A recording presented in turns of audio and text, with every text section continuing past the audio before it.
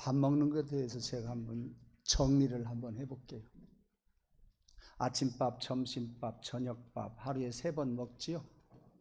그것을 조금 고상하게 이야기하면 조참, 오참, 만참. 어디를 갔더니요, 점심을 먹는데 어떤 목사님이 만찬이라고 그러더라고요. 틀린 이야기예요.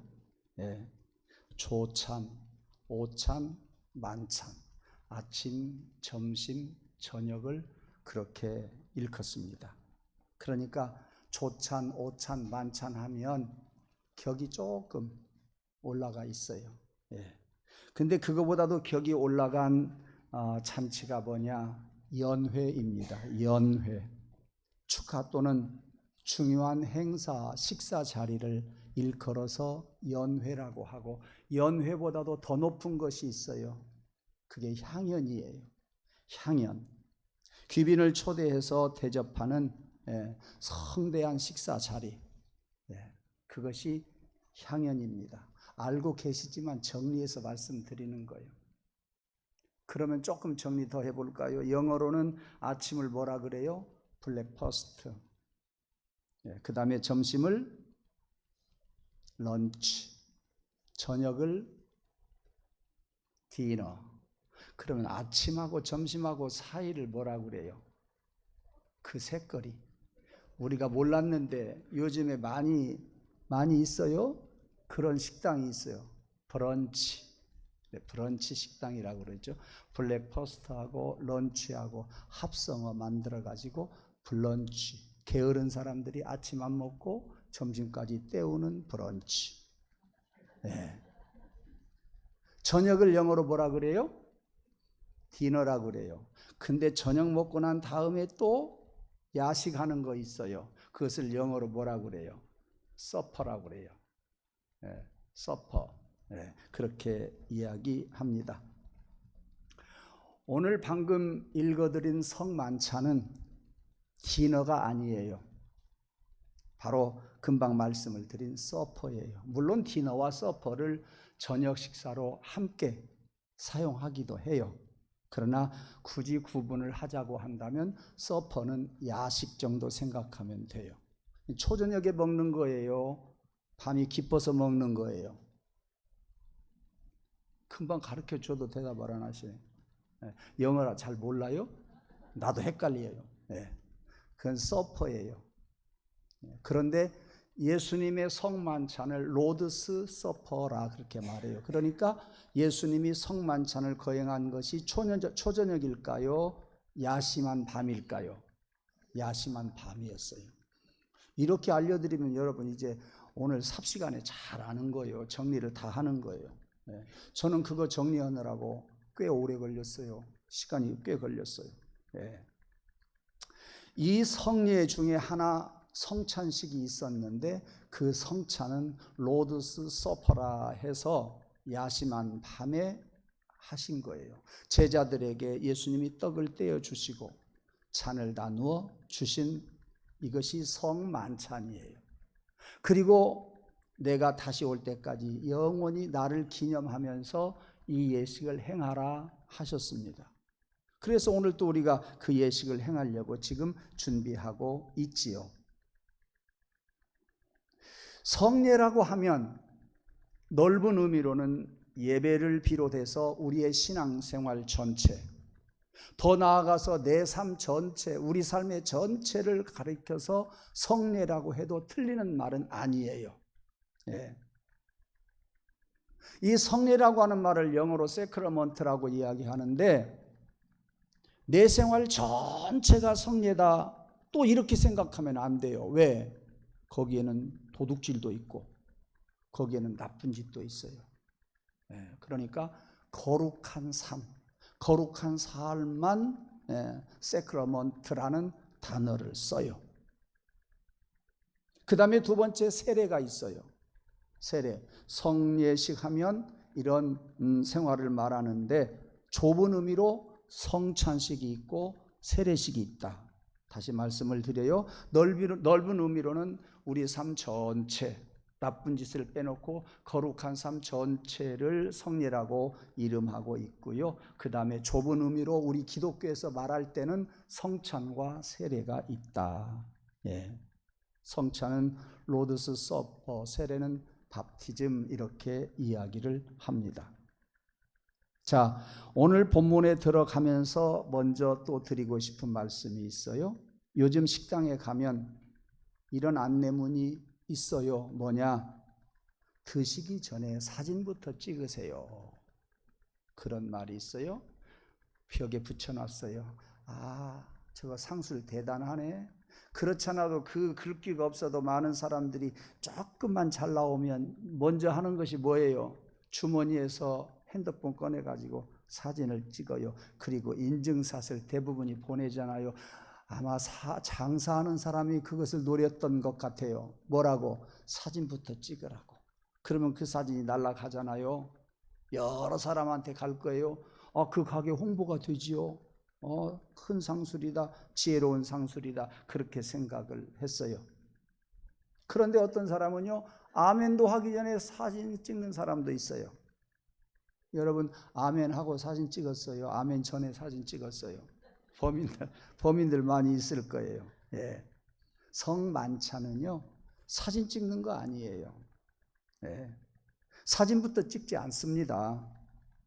성찬은요, 예수님의 사랑을 기억하는 거예요.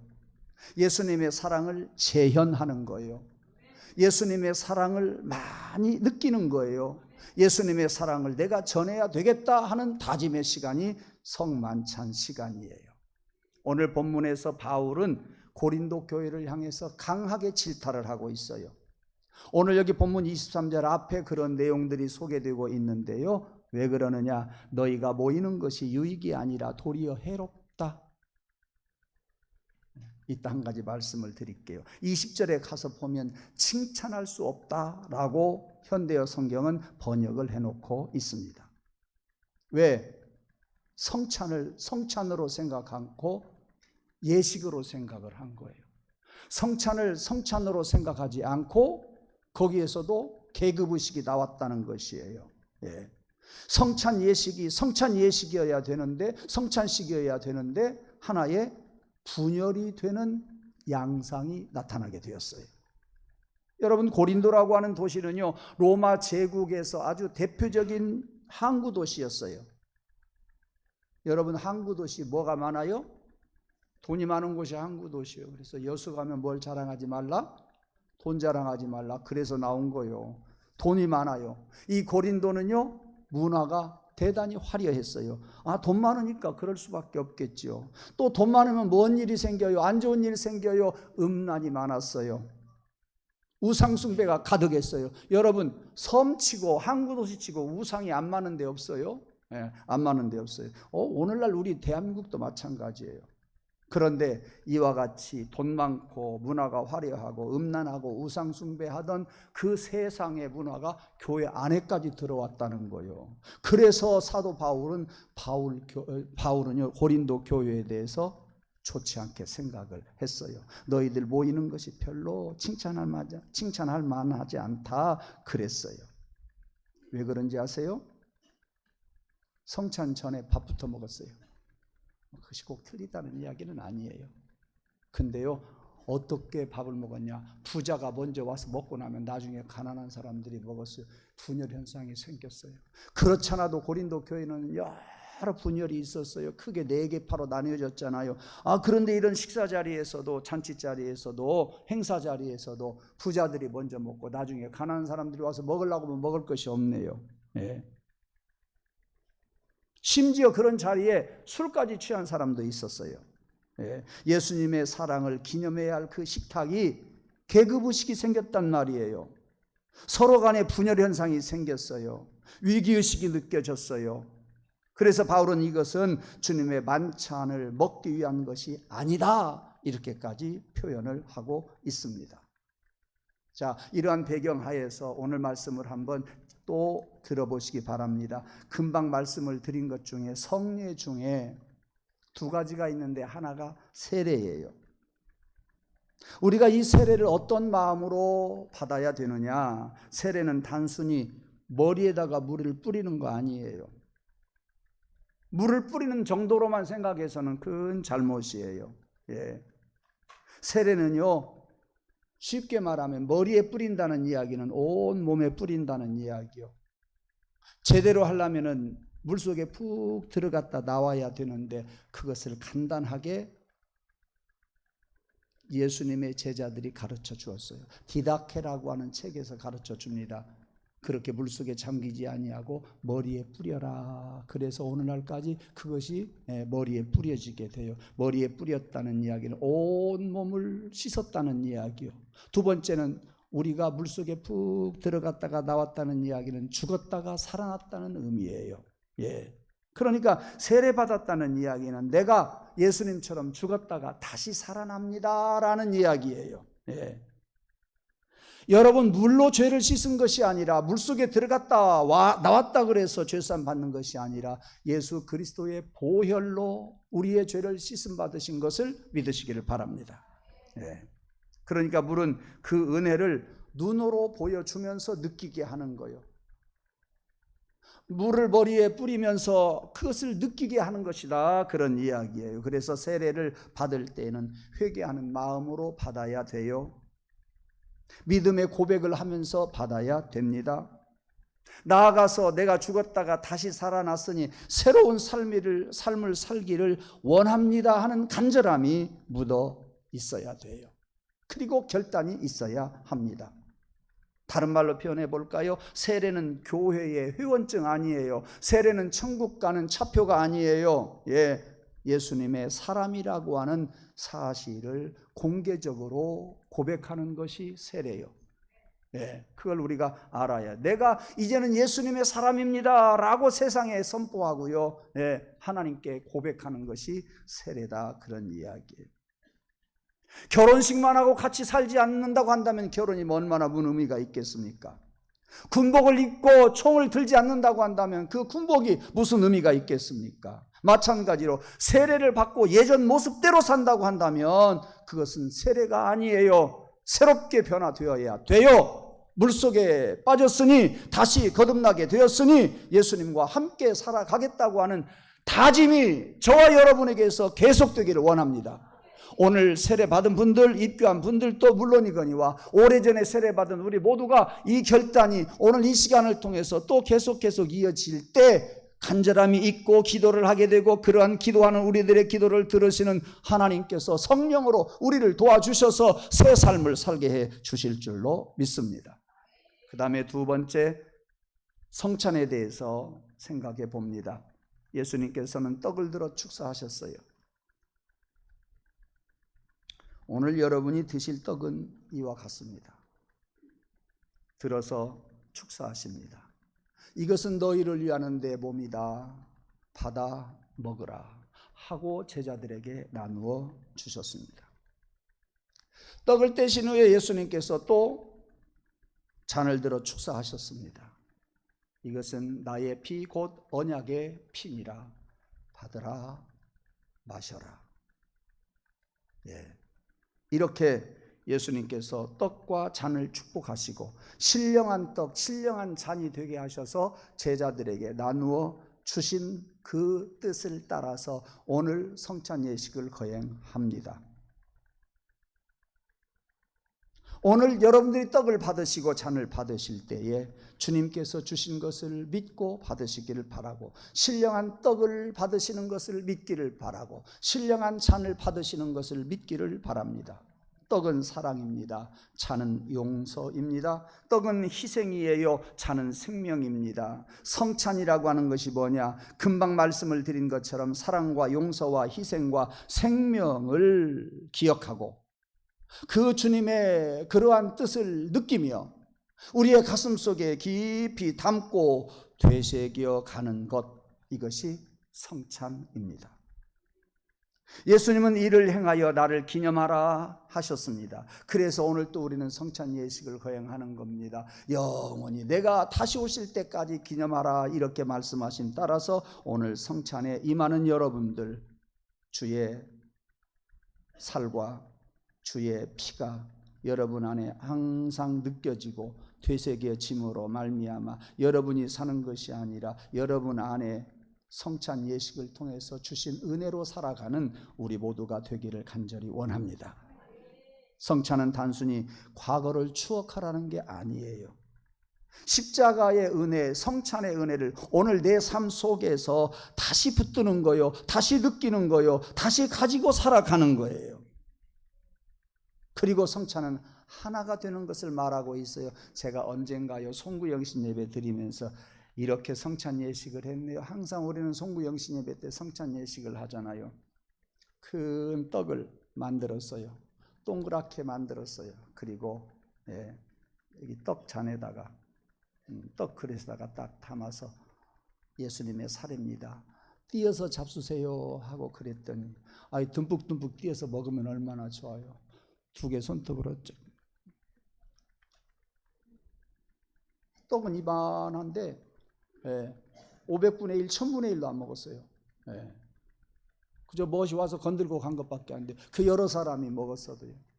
그 다음에 잔도 큰 뭡니까? 그릇에다가 볼에다가 담아가지고 잔을 드렸어요. 그래도 위생을 생각한다고 제가 행주도 몇 개 가지고 갔네요. 저는 대드리고 성도들은 그것을 마셨어요.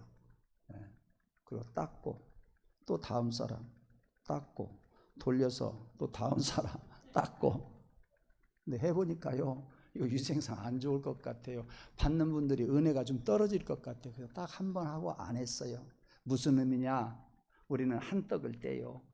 우리는 한 잔을 마셨다는 의미예요. 우리는 하나라는 이야기예요. 우리는 예수님과 여러분 모두가 하나라는 말씀이에요. 그러므로 여러분들 나누어진 떡을 드셔도 또 나누어진 잔을 드셔도 우리는 하나다. 한번 따라하십시다. 우리는 하나입니다. 예수님과 하나입니다. 서로 하나인 마음으로 사랑하면서 살 수 있기를 간절히 원합니다. 여러분, 이런 예수님의 성만찬 앞에서, 예수님의 십자가 앞에서 여러분, 부자도 가난한 사람도 없어요. 어른도 아이도 없고요. 모두가 똑같은 은혜의 사람들이에요. 십자가 앞에서는요, 십자가 아래에서는 사람 위에 사람 없고 사람 밑에 사람 없어요. 십자가 앞에서, 십자가 안에서는, 아래에서는 모두가 다 똑같습니다. 모두가 다 죄인이에요. 모두가 다 예수님의 십자가의 은혜를 받는 사람들이에요. 이렇게 떡과 잔은 여러 가지 의미가 있습니다. 마지막으로 그 다음에 떡과 잔을 마시는 여러분들을 오늘 본문 27절에 보니까 합당하게 먹고 마시라 그랬어요.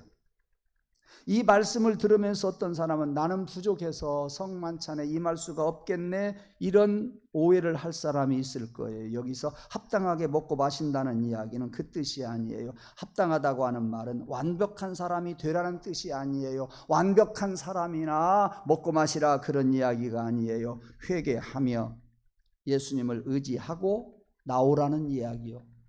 기억하세요. 회개한 사람이 완벽한 사람이다. 회개한 사람이 떡을 받을 자격이 있는 사람이다. 그러므로 회개하고 예수님 의지하고 나아가면 된다는 이야기지, 완벽한 사람이나 성찬에 임하라는 이야기는 아니니 여러분들 회개하고 오늘 여기 떡을 받으시고 잔을 받으시기를 바랍니다. 그 다음에 28절에도 보면 사람이 자기를 살피고 떡과 잔을 마실지니 그랬어요. 자기 몸을 먼저 돌아보라는 이야기예요. 자기 몸을 먼저 돌아보라는 이야기요. 다른 사람 바라보고 흉이나 보라는 이야기가 아니에요. 내 마음부터 살피라는 이야기요. 그러므로 오늘 떡을 받고 잔을 마시는 여러분들, 집에 가서 절대 어디 가서 남편 흉 보지 마세요. 남자들은 자존심이 있어가지고 아내 흉 안 봐요. 근데 여자들은 남편 흉 많이 봐요. 재미로 알더라고요. 시어머니, 시아버지 흉 보더라고요. 앞으로 오늘 세례 성찬에 임한 사람들 흉 보지 마세요. 더군다나 교회 와서 흉 보지 마세요. 교인 흉 보지 마세요. 절대 내게 유익이 안 돼요. 내 영이 죽는단 말이에요. 병원에 가면 건강검진을 받습니다. 어떤 분은요, 자기 체중을, 아침은 몽땅 먹고 가가지고 체중을 줄이려고 지갑도 꺼내고 열쇠꾸러미도 꺼내고 그러죠. 휴대폰도 내려놓고 심지어 동전까지 내놓는 사람이 있는가 하면 어떤 사람은 협비까지 풀고 그리고 체중계에 올라가요.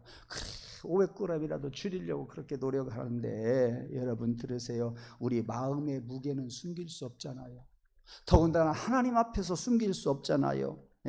하나님은요 우리의 마음을 달아보시는 분이지 우리 주머니 속에 있는 것을 달지 않아요. 성찬은요 남을 검사하는 것이 아니요 다른 사람의 체중을 힐끗 보는 것이 아니고 내 마음을 다는 거요. 내 영혼을 점검하는 시간이 성찬 예식이에요. 그래서 세크라먼트라고 하는 것은요 하나님의 은혜를 경험하는 성례예요.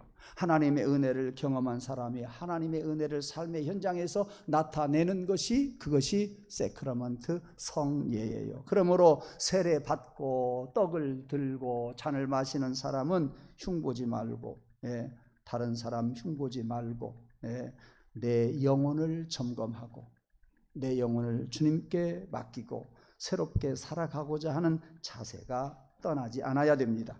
이제 마지막으로 성찬 후에 우리가 어떻게 살아가야 되느냐. 성찬은 예배당에서 끝나는 그러한 예식이 아니에요. 성찬을 받은 사람은 용서하면서 살아야 됩니다. 사랑하면서 살아야 됩니다. 섬기면서 살아야 됩니다. 기억하세요. 예수님의 몸을 먹었다고 한다면 이제 내 몸도 누군가를 위해서 주어야 되지 않겠냐. 예수님의 살을 받았으면 피라고 하는 것은 그 생명이기 때문에 나도 생명 다해서 많은 사람을 살리는 일을 해야 되지 않겠냐. 오늘 말씀 중에서 제일 제가 강조하고 싶은 말씀이에요. 예수님의 몸을 받았으니 예수님께서 주신 떡을 받았으니 여러분의 몸이 다른 사람의 양식이 되기를 원하고 예수님의 피를 받았으니 여러분의 피가 다른 사람을 살리는 그러한 삶이 되기를 주님의 이름으로 축복합니다. 교회에서는 거룩한 성찬을 받고 집에 가서 가족들에게 금방 날카로운 그러한 말을 쏟아낸다고 한다면 성찬에 어떤 의미가 있겠습니까? 성찬의 의미가 계속되기를 원해요.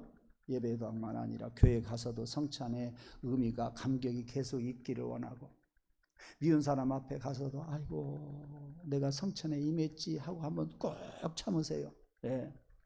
한번 여러분 주먹을 이렇게 살짝 쥐어보세요. 나 따라서 하세요. 참자. 내가 내 의지로 참으려고 하면 안 돼요. 내가 성찬에 임했으니 다시 한번 참자. 성찬에 임한 사람은 다른 사람 살리려면 내가 참아야 돼요. 그래서 성찬은 우리의 삶을 변화시키는 은혜의 자리이어야 합니다. 결론 맺습니다.